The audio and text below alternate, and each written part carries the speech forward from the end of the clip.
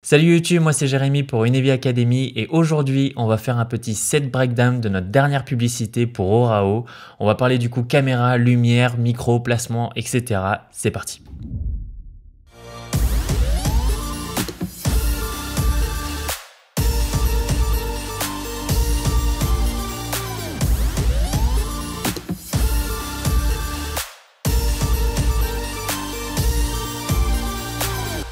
Alors les quelques extraits que vous venez de voir en fait sont juste quelques vidéos extraites de la pub finale. Si vous voulez voir justement le résultat final, allez dans la description, il y aura un lien là-dessus. Pour vous donner un petit peu de contexte du coup, ce produit est une voile, c'est une voile de kitesurf et l'avantage principal de cette voile en gros c'est qu'elle vous fait décoller et rester longtemps en l'air. Elle s'appelle la Stratariole et en fait tout le concept qui a été créé autour de cette vidéo là c'est justement sur cet aspect de constellation, de Stratariole, de ciel, de rester en l'air. Et justement pour vous donner vraiment faire un tour très rapide sur la pré-production parce qu'en gros on n'est pas arrivé sur le set et on a dit directement tiens comment on allait faire ça etc. Tout en fait a été créé avant, on a fait des maquettes avant de savoir exactement où est-ce qu'on allait placer le sujet, où est-ce qu'on allait placer les lumières, où est-ce qu'on allait placer les caméras, quelles étaient les intentions là-dessus et surtout en fait on a fait des tests en amont ici du coup dans les studios. Alors maintenant qu'on a parlé vite fait de la pré-prod, on va du coup s'attaquer au set design et du coup à la décoration. L'intention première était du coup de mettre en avant justement notre protagoniste qui était l'ingénieur produit qui allait nous raconter un petit peu comment il avait fait son produit, comment il avait fait cette voile là.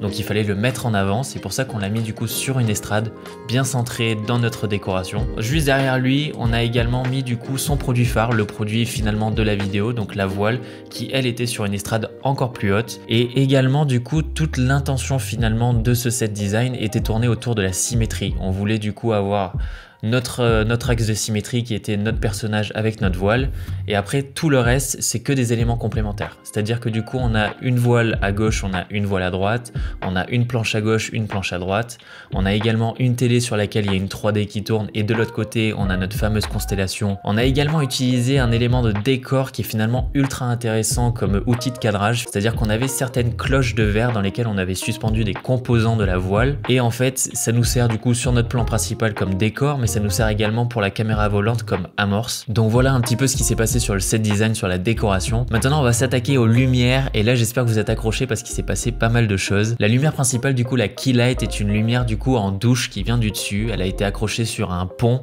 En fait c'est une structure tubulaire qui est montée par deux wind-up. Cette lumière là c'est deux Aladdin qui sont en 120 cm par 40 cm. Donc du coup on avait 2,40 m de lumière en douche douce qui descendent. Et en plus de ça, pour vraiment déboucher le personnage principal, on avait notre flexi LED Godox qui est d'ailleurs celui qui m'éclaire juste là, qui est en fait un flexi LED tout simple, très léger, mais qui donnait juste ce qu'il fallait pour vraiment déboucher le personnage central. Ensuite on avait deux contres qui étaient deux Godox SL60 qui servent à la fois justement de practical, un petit peu de lumière d'ambiance, mais également qui viennent définir la silhouette. Mais la lumière vraiment qui illumine le personnage, qui donne un halo derrière lui, c'est le Mini 20D de chez Aputure. On l'avait placé du coup juste sur une table vraiment derrière notre personnage et ça donne vraiment un contre magnifique au niveau des cheveux. Vraiment on a vraiment une très belle découpe là-dessus. Au niveau des autres lumières du coup qui sont plus les lumières de décoration, qui sont des lumières qui donnent l'ambiance globale justement de la vidéo, où on a joué du coup sur des teintes de vert et de bleu qui sont finalement en fait les couleurs de la voile. Ces lumières là on avait différents petits panneaux LED, des petites minettes comme ici là d'ailleurs, des petites Aputure MC.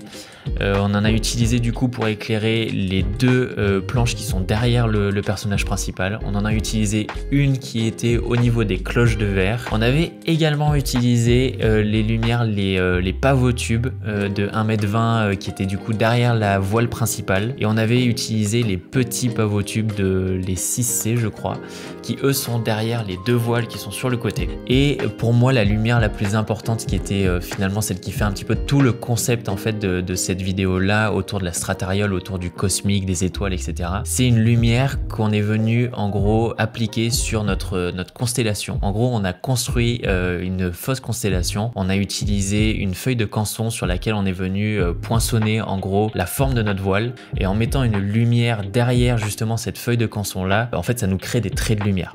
Et ces traits de lumière là sont amplifiés avec de la fumée. On a utilisé de la fumée en bombe qu'on est venu mettre devant et ça fonctionnait super bien. On l'a utilisé utilisé du coup justement pour toutes nos transitions, on a utilisé sur certains plans d'illustration. Franchement, c'est voilà, c'est ce qui moi en tout cas m'a fait le plus kiffer sur ce set design là. Et enfin, le dernier jeu de lumière qu'on a fait, c'était du coup avec la 300D, donc qui servait initialement pour éclairer la constellation.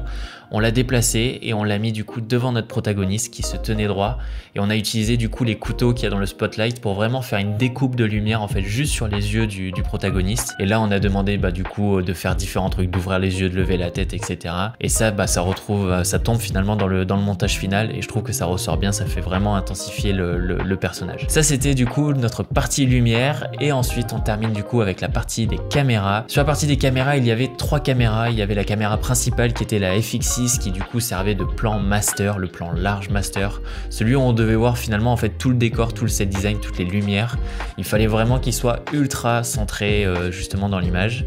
Ensuite on avait une caméra volante qui était la mienne, où j'utilisais du coup comme je vous ai dit les cloches de verre comme amorce dessus, et c'était un 85 mm 1.8 dessus. Et enfin la dernière caméra, c'était une caméra du coup sur plan fixe qui était sur un trépied très haut placé. Adrien était monté sur la fly case.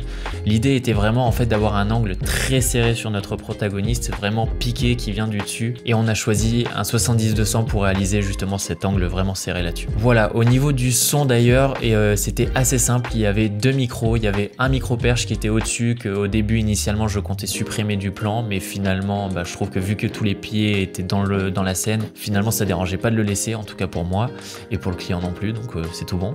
Et ensuite il y avait un dernier micro qui était finalement un micro backup, qui était un micro cravate qu'on avait caché du coup sous les vêtements. N'hésitez surtout pas si vous avez des questions, parce que je sais qu'il y a beaucoup d'informations, qu'il s'est passé pas mal de choses à l'écran, mais laissez des commentaires, on y répondra, il n'y a pas de problème.